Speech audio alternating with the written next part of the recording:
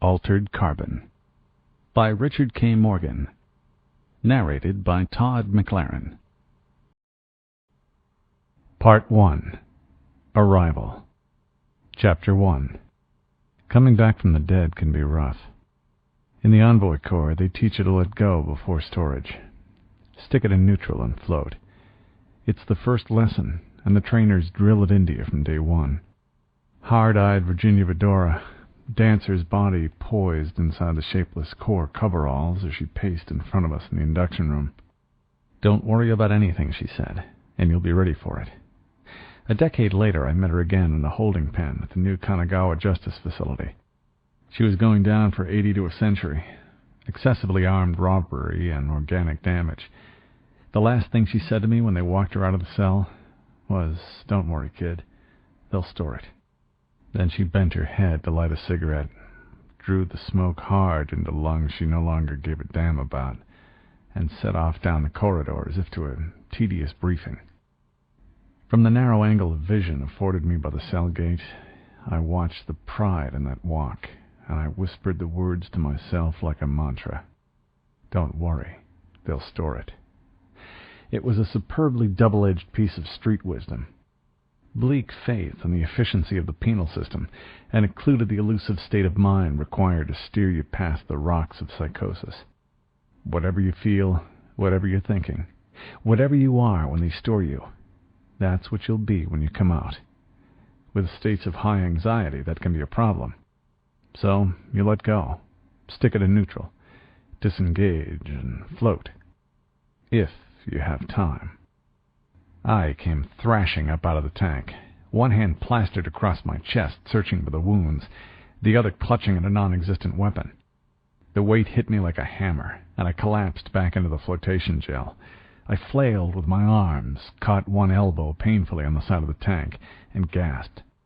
Gobbets of gel poured into my mouth and down my throat. I snapped my mouth shut and got a hold of the hatch combing, but the stuff was everywhere. In my eyes, burning my nose and throat, and slippery under my fingers.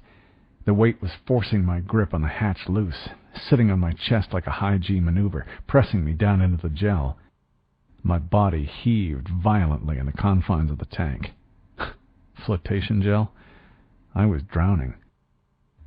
Abruptly, there was a strong grip on my arm, and I was hauled, coughing, into an upright position. At about the same time I was working out, there were no wounds in my chest. Someone wiped a towel roughly across my face, and I could see. I decided to save that pleasure for later, and concentrated on getting the contents of the tank out of my nose and throat. For about half a minute I stayed sitting, head down, coughing up the gel and trying to work out why everything weighed so much. "So much for training." It was a hard male voice, the sort that habitually hangs around justice facilities.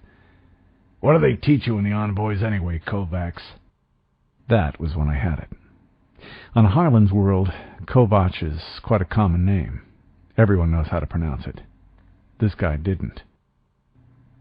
He was speaking a stretched form of the Amanglic they use in the world, but even allowing for that, he was mangling the name badly, and the ending came out with a hard k instead of the Slavic ch.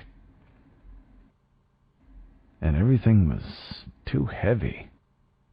The realization came through my fogged perceptions like a brick through frosted plate glass. Off-world. Somewhere along the line, they'd taken Takashi Kovacs, D.H., and they'd freighted him. And since Harlan's world was the only habitable biosphere in the Glimmer system, that meant a stellar-range needlecast to... Where? I looked up. Harsh neon tubes set in a concrete roof. I was sitting in the open hatch of a dull metal cylinder, looking for all the world like an ancient aviator who'd forgotten to dress before climbing aboard his biplane. The cylinder was one of a row of about 20, backed up against the wall, opposite a heavy steel door, which was closed. The room was chilly, and the walls unpainted. Give them their due. On Harlan's world, at least the air relieving rooms are decked out in pastel colors, and the attendants are pretty. After all, you're supposed to have paid your debt to society. The least they can do is give you a sunny start to your new life. Sunny wasn't in the vocabulary of the figure before me. About 2 meters tall, he looked as if he'd made his living wrestling swamp panthers before the present career opportunity presented itself. Musculature bulged on his chest and arms like body armor, and the head above it had hair cropped close to the skull, revealing a long scar like a lightning strike down to the left ear. He was dressed in a loose black garment with epaulets and a diskette logo on the breast. His eyes matched the garment and watched me with hardened calm. Having helped me sit up, he had stepped back out of arm's reach, as per the manual. He'd been doing this a long time. I pressed one nostril closed and snorted tank gel out of the other. "Want to tell me where I am? Itemize my rights, something like that?" "Kovacs, right now you don't have any rights." I looked up and saw that a grim smile had stitched itself across his face. I shrugged and snorted the other nostril clean. "Want to tell me where I am?"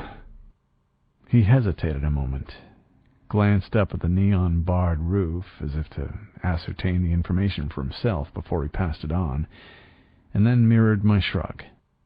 "Sure, why not? You're in Bay City, pal. Bay City, Earth." The grimace of a smile came back.